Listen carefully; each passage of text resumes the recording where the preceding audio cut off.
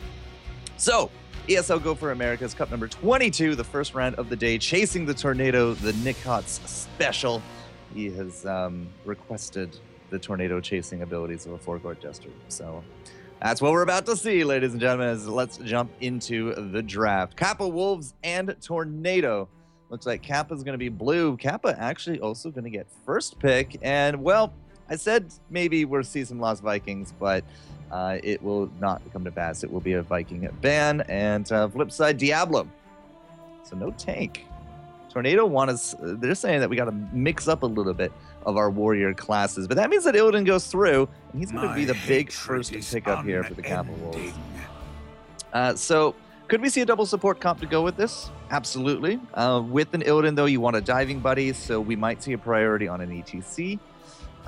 Because there's no Diablo. Other than that, perhaps a Mirrodin. I'm going to be looking for those kind of warriors. But the mindset here is they got the Illidan first, which means that they have basically free reign for the next priorities. It really depends on what Tornado wants to roll. So what will Tornado roll? Looks like, all right, Sylvanas and an Uther. So as we said a little bit earlier, I mean, the Vikings, great split pushing. It's a big map. You have a lot of good potential there, but they're banned out. Sylvanas kind of falls under that same category. I want to say Zagara falls into that kind of category there as well. Siege Tank, not so much. He's a little bit too fragile in this meta, but we take away the Uther. So the Uther is a good counter to the Illidan because of the stuns. He can stun him with a Fist of Justice. Later on, he can also do a Divine Storm at level 10. It's also a steal, saying we don't want Illidan to have a Divine Shield. That is absolutely terrifying. So Tornado, they got themselves that split push potential. They removed it from the Kappa Wolves. There's no silence arrow that the Kappa Wolves get to go with this. So now, as I said, I'd actually expect to see perhaps an ETC prioritize this round, but you're also likely to need to get one of those brawler type heroes, one of those more useful supports like a Tacit or a Tyrande. So taking a quick look, all right, it was actually a Jaina, so we don't want to give away the Sylvanas Jaina combo. I'm here to help. And it does look like it actually will be a Tyrande to join the Kappa Wolves. So they've set themselves up with one brawler or one of these semi-supports with Tyrande. So they got some heals, they got some stuns. The Hunter's Mark is going to be fantastic for not only Jaina, but Illidan. And that will leave us with a real support to come through. Already Uther's off the table, so it's either going to be a Brightwing or a Rhaegar there for the Kappa Wolves. All right, so now again, Tornado. They did do some counter picks. They still have a lot of roles that they need to pick up. Kappa Wolves still needs a warrior, and we got the ban out on Diablo. This could be a steal here from ETC for Tornado. If they do pick up that diving buddy, then both of the diving warrior classes that love to go paired up here with an Illidan will be taken out of the puzzle. And at the same time, this also might be the place where we want to grab a Tassadar for Tornado. Depends on how threatened they are, I suppose, by the Illidan. So, all right, take a look. It is actually an ETC, and then it looks like it's actually followed up by a Vala. So good backline pickups here from Tornado. They do get two really good denies for the Illidan comp.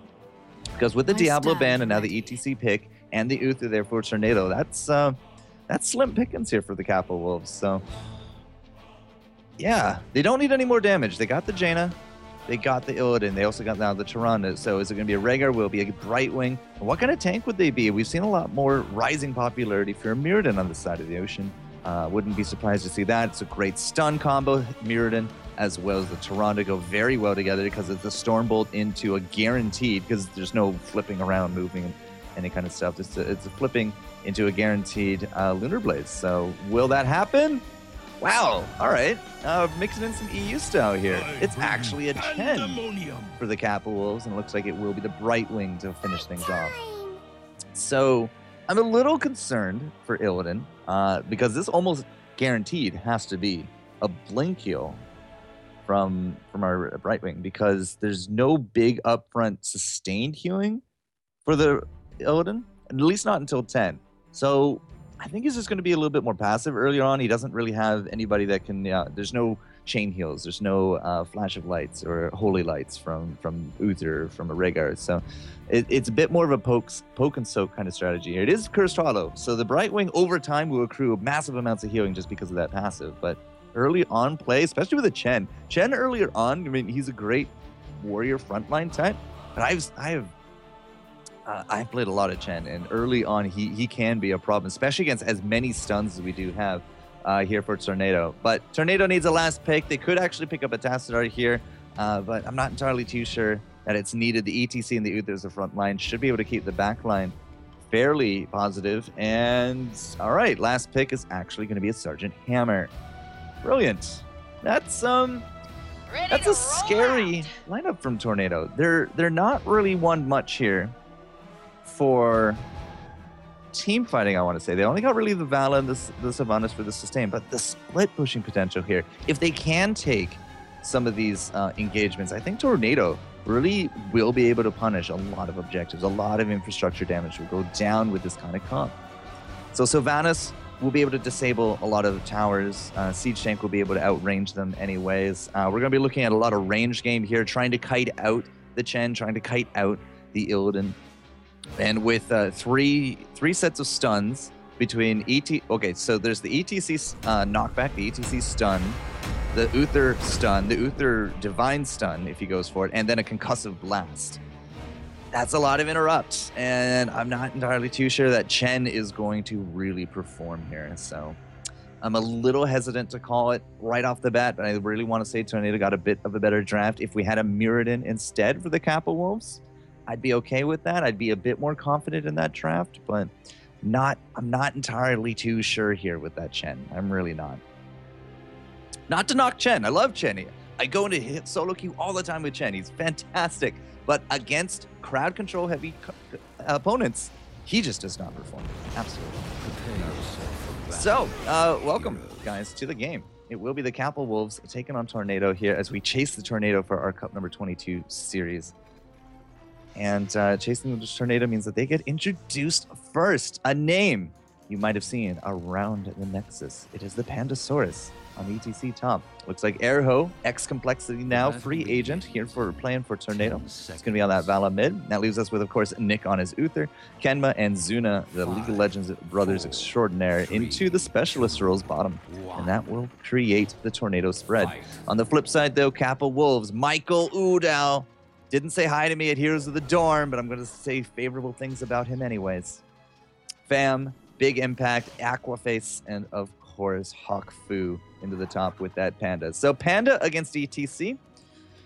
Early on, it's a little bit of a wet noodle fight. Not a lot is really going to go down. Hawk Fu will jump in, get some damage, start drinking. Panda will stun him out, and they'll just trade back and forth a little bit. If Hawk Fu just stays in the back and then uses the shield to jump in and attack Panda, he will start winning out those trades because the shield will still be in place, and then any kind of response there from Panda will actually hit the shield instead of the damage. We also, wow, all right, that's not Regen Master. That is a fighting Panda with Consuming Flame. All right, okay. That now is going to skew this a little bit because Hawk Fu doesn't have that increased health regeneration, and he's not going to keep stacking it with orbs either. So I'm going to say Pandasaurus will have a little bit of a leg up there because he has those innate heals. The Panda, however, not so much here. So Michael Udo and Erho taking a look here.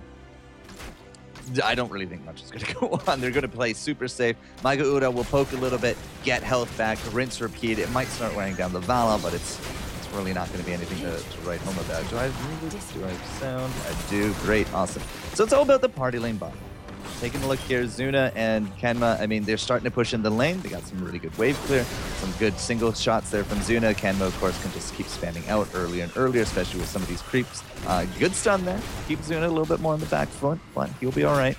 And going back and forth, Nick is just absolutely going to keep these guys healthy. Same time, though, Aquaface with the double ranged here of Big Impact and Fam. It's not really going to be a big tower game, at least early on. It's just going to be creeping and pushing it back and forth. There will be some shots taken down here. I don't really expect to see a lot, at least at this rate, of big infrastructure damage. And that's contrary a little bit to some of the pub players that come out there. If you solo queue, you're just like, oh man, Hammer, you're not getting that damage in, blah, blah, blah. But sometimes it's just too hard to do. But now with Jaina rotating at the 2-minute mark, that's actually... I think that they wanted to put Maiko over here, but the rotation came way too late. So Fam, does not have what it takes to go up against Airhill. Absolutely not. Not this early. Not without a catch of some kind. So they tried to rotate Udo at the 2-minute mark to go grab some of those mercenaries. Didn't quite work. Hawk Fu just trying to play delay a little bit here with Pandasaurus. Pandasaurus actually could be in some trouble. He does have that well ticking away, which is good because he will be, you know, continually regenning. But the rest of the team is saying, don't want to bother. It's not worth it. They don't have what it takes. So it will be Michael Udo actually picking it up. So the rotation did actually work out in the favor of the Kappa Wolves, and they will take that point. Now it does look like Michael's going to come back here and just resume soaking. There's no Vala, so Vala was actually fought off. This will give a little bit extra experience, at least temporarily, to the Kappa Wolves. But going back and forth, we are still pretty much tied up. It's not the biggest of deals that we lost out that tribute, and nobody left lane, so we didn't lose out that soak. So Panda's already tapped well. Can't really do too much up against Hawk Fu now. Hawk Fu has the Swift Reflexes level 4, which is a complete damage reduction every few seconds, every 4 seconds. Yeah, basic attack. So not an ability, just a basic attack. But, you know, ETC does, you know, kind of work on basic attacks quite a bit. Down here, though, everyone seems to be collapsing. We're going to try to contest Michael Udo taking these mercs. Well, they're going to try it as best as they can. Zuna has the range. He sieges up into the back, and it's good for the damage, but it's just too much for the Sylvanas to deal with. And she is going to drop here for the first blood. Fam getting really low. I don't think we have enough to chase that. Nobody really invaded that point. So the invade not working out here for the Tornado. They're not making a big enough storm into that bottom area. And Michael Udo, I mean, just as that initiator, he gets in there, the evasion. We didn't have a heck of a lot of spell damage in that right there. I mean, they had Sylvanas a little bit. Everything is auto attack though, from the Sergeant Hammer, from that Uther. So they weren't able to take down the Uther. And that puts us in a good spot here because Panda is trying his best to do the interruption things that he wants to do, but he just doesn't have the hit point pool. Not yet. Can't take that kind of damage. Michael Udo over that bridge. Hawk Fu going to be jumping with him here as well, and this is almost guaranteed now the second tribute for the Kappa Wolves. They are juggling their hit points very well, and Aquaface with that passive healing coming out from the Bright Wing is keeping everyone alive, and it is working out phenomenally. There goes Zuna on that Sergeant Hammer. A great dive out there by Michael Udo. The Owl goes right through this corridor, and Aquaface finally grabbing a little bit of inner peace, able to pick up that tribute. No problem. So Hawk Fu into this top. I said perhaps he had some trouble, but so far, you know, that burn effect increasing by 2 seconds has actually started really ticking away down on top of the Pandasaurus. Every time Pandasaurus has come into a fight, he has been hurt. He has been on the back of a well, and that is a big tribute here to Hawk Fu. Doesn't need that block, doesn't need that regen master earlier on, but because of his wave clear, his insane wave clear with that extra damage afforded from the level 1 talent, he has been keeping Pandasaurus back. So credit to him right there. He does have Brewmaster's balance now as well, which means that the health regeneration is kicking in, the movement speed is kicking in. It's really hard to nail down that Panda.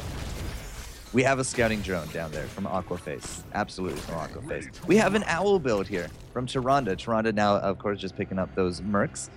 She has the Empower, so cooldowns, and then the Pierce as well. So the Pierce is especially useful on Cursed Hollow, because with that Pierce, she can just kind of go right through. You can't stand in front of that owl, which means it's a guaranteed interrupt on that tribute, which is now just spawning here. And this is do or die time for Nick Hotz and crew. They got the push out bottom using the Sergeant Hammer, using the Sylvanas, you know, it's multiple places. They are still looking to put up some big damage here. They're not level 10. In fact, they're nowhere even close to level 10, and they're not even going to contest this. They're just going to let it go. 3 up, 3 down. Kappa Wolves, beautiful stuff. They get themselves this curse, and they are about to hit level 10 here as well, which is not a good spot for Nick and crew because they can't fight. They have a half level until they can get that 10 back. And now Michael Udo, well, he can absolutely take out Azuna this early on, especially with that Metamorphosis. He has that free health bar ready to go, the little bit of displacement that he needs. Rest of his team just kind of doing the things that they do during a curse. They're going to go for these forts. Unfortunately, it looks like maybe that's only the fort that they're going to grab. We've got 30 seconds left here on the curse. There's still a lot that they can do about it. But Sergeant Hammer. All right, Michael actually didn't go for the hammer. He just kind of danced around it all, and now he's really paying that price. He's not going to get any pressure down there, and he's not going to get a kill. This team does not have an Illidan, and there's no hunt, which means it could be a 4-on-4 pretty quick and even.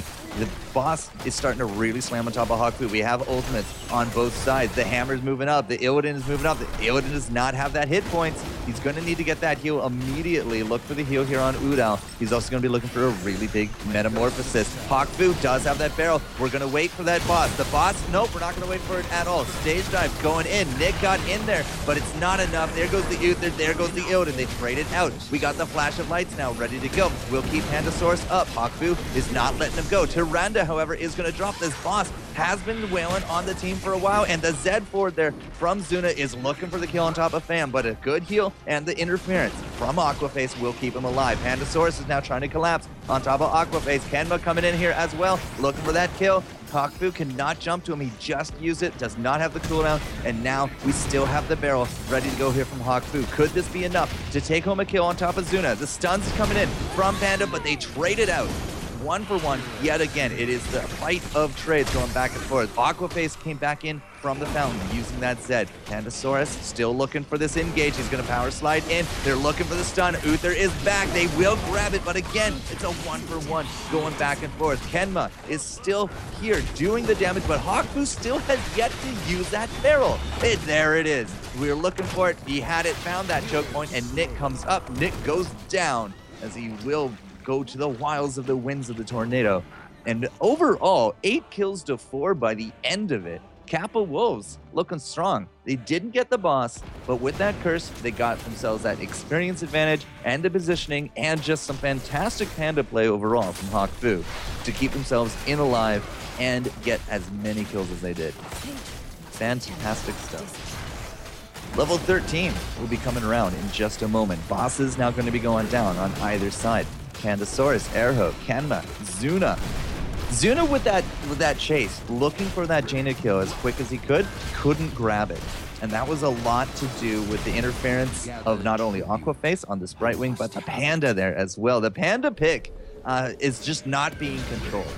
Nick Hotz and crew, they're not getting the stuns on him, and that's typically what Chen is. He's a big stun magnet. He soaks up those stuns because you don't want him chugging away on those health, on that brute, so he gets that shield. You don't want that to happen, but we're not controlling it.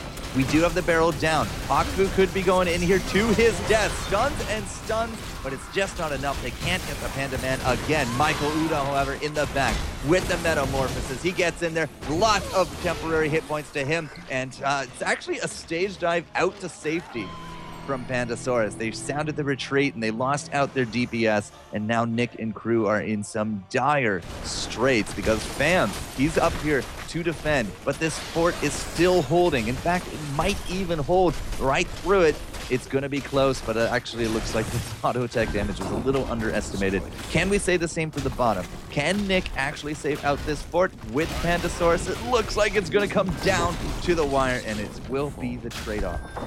Unfortunately, though, we still have Hawkfu and a big impact up here. They have taken that fort into the top lane. So Hawkfu and Aquaface, they were able to do the defense. They defended out against the Golem from advancing any farther into this top, and they were able to trade out favorably for forts. 10 kills to 4. We're going into a bit more of a late game scenario now with 13 on both sides. Tyrande, where are you? You silly girl. There she is. Tyrande with the overflowing light. A little bit more Healy for her, of course. From our Brightwing, we got Sticky Flare. Now this is a little bit of a problem for Aquaface. If he gets caught out anywhere, he does not have a sprint. He has a Sticky Flare, which is nowhere near as useful as a sprint. But if he's with his team at all times, he doesn't need the sprint. He has the blink heal. So with this Sticky Flare, they're looking to just tie up Nick Hotz and crew, the Tornado crew here, more and more. But whoa, Michael Udo again with the metamorphosis. Hawkfu into the back. He's low hit points, had to get out that barrel, will trade it out. Uther is down again. The light is going to be shining through hard here on top of Pandasaurus, Zuna, and Erho, but it's still just Michael Udo getting those attacks and parkouring around. Grabs the kill on top of the Vala, and there goes the Sergeant Hammer once more as well. 4 kills for only the barrel, and Pandasaurus once more has got a stage dive to safety so that he is just not joining that crew in death. I gotta say, I had a little bit of trouble believing the Panda hype here at the beginning of this game. but the Panda hype is real. Hawk Fu has been really practicing out this Panda. Has the Relentless. You can't really keep him down for long. Now goes for the combination attack here as 16 is achieved for the Kappa Wolves. That is some big, mega damage, because not only do we got blood for blood here for the Illidan, but of course Illidan being a DPS machine anyways. Now we got the combination attack, and there's the exposure. The northern exposure for the vulnerability, the critterize for the vulnerability. Now they won't stack, but you can stagger or you can put them on separate targets, and now you're going to be looking at some insane damage output, not only from this Jaina, but from this Panda, and of course Michael Uda. Hero damage overall 21,000 here for Jaina as we're starting to dig in to the gates and the keeps here of the Tornado. 32,000 on the flip side from Vala, 26 and 30. A lot of damage, but a lot of healing. Look at that, 40,000 healing from the Brightwing on top of the Kappa Wolves. It is keeping them healthy. It is keeping them in this game. And absolutely, they are dominating here as they still hold that talent tier advantage over the top of their opponents. Zuna and crew, what can they do? Well, they're doing the defense thing. We do have a tribute now spawning into this bottom area. It's not going to be a cursed tribute, but at the same time, it will put them into a good position for a third after that. What do we got on the flip side? Bruiser's going to be taken out by the Tornado crew top, and we got Pandasaurus just doing the split pushing into the top. That's what he need to be doing. Unfortunately, he's not here at this fight. We got this silence arrow. It goes down onto Micah Uda, and they take down the Illidan immediately. Hawkfu with the barrel, trying to get himself to safety, split up the Tornado team. But man, losing out Micah Udo is really going to be hurting the team fight possibilities of this opportunity because they have the numbers advantage. Panda wasn't there. He circles around. He's looking for the grab on top of Fam. He's not going to find it with that sprint, but now they do at least still have a fighting chance of taking down Aquaface. Again, Aqua, no ice blink, no sprint, but he does have that blink kill. He gets himself to safety, and now with bruisers and still no Illidan, Nick Hotz and crew are likely to take at least this gate. And what were they going to do? It looks like they were going to go for the Golem. But there's another tribute top, and Aquaface is posing for a takedown right there. We cannot have that go uncontested. Unfortunately, we don't have the map positioning here, as Micah Uda is only now back into the fray. And that's going to be a quick tribute now. 2-2 for the tribute. So that's number 10 coming up. Would you believe? 3 and 5 is actually 8. So I'm back. Number 8 is going to be the next one coming up here. But still, at the same time, bosses are going down from both sides. Here goes the Tornado. Here comes the Kappa. Level 16 was achieved just before that last fight as well. Part of the reason I think they were able to surprise the Odin, they got the stun, the silence arrow, and the double blood for blood. We also have head crack. Would you believe? It's not imposing presence. Jaina, Tyrande, the Illidan, even just the Chen with that combo attack, no imposing presence is here. It's going to be that head crack for a little bit of extra stun duration. So, extra stun, Benediction, lots of stuns, Divine Storm, more stuns, and the Rain of Vengeance, even more stuns. Could this be a late game comeback from Tornado?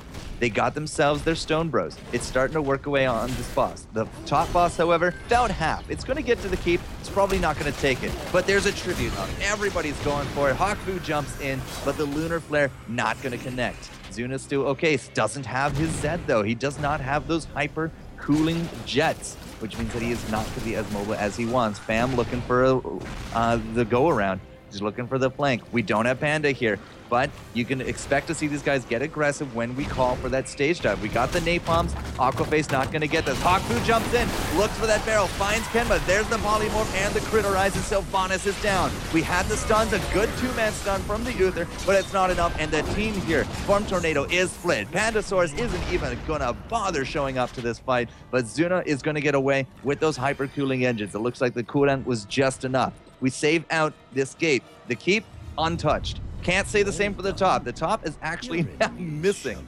But this is a huge possibility of the Kappa Wolves going for the throat, going for the win right now. There's 2 people still dead. 20 seconds. It's at least going to be a keep, if not 2.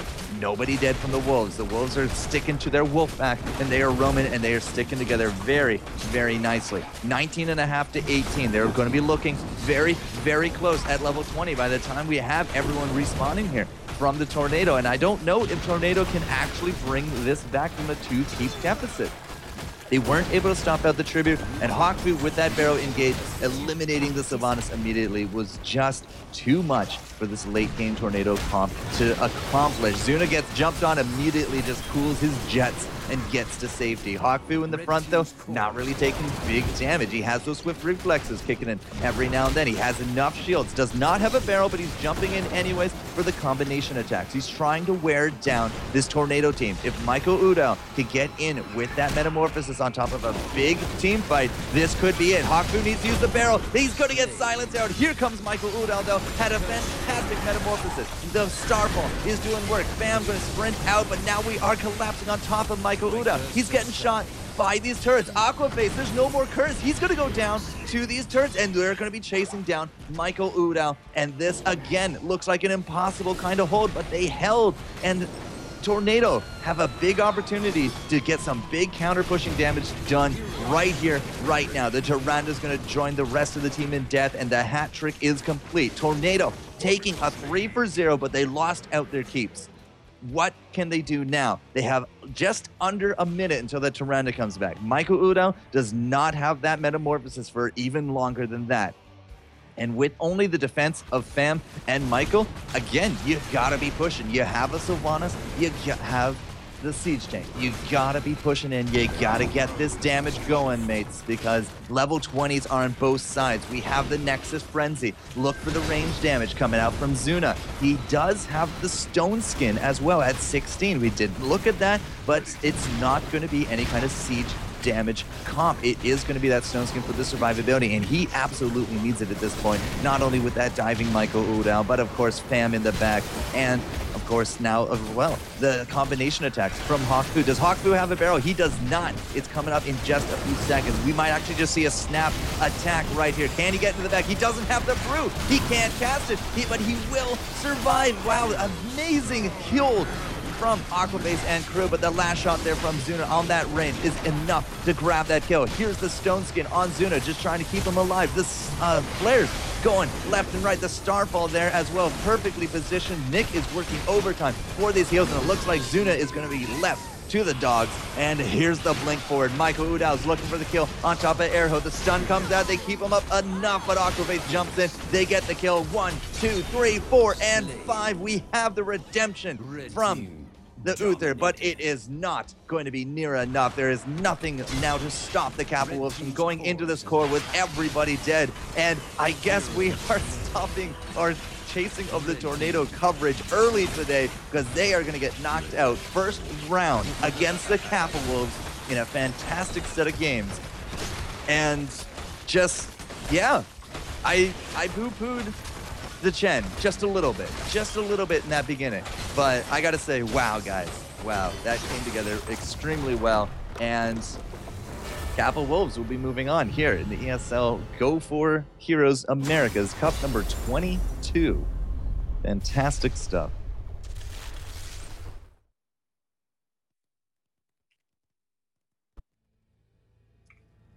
Well then, I've chased the Tornado, and the Tornado kind of fizzled, sputtered, and gave way. And it's not the category 5 that we were looking for. It's definitely no Hurricane today. Even the Divine Storm at the end of it, you know, to go with the Tornado name wasn't enough. Just, they did not capitalize on their stuns near enough. They didn't lock up or burst down the Illidan. They didn't lock up or burst down that Chen. And between barrels, the blink heals from Aquaface, the Metamorphosis from Illidan, it was just too much.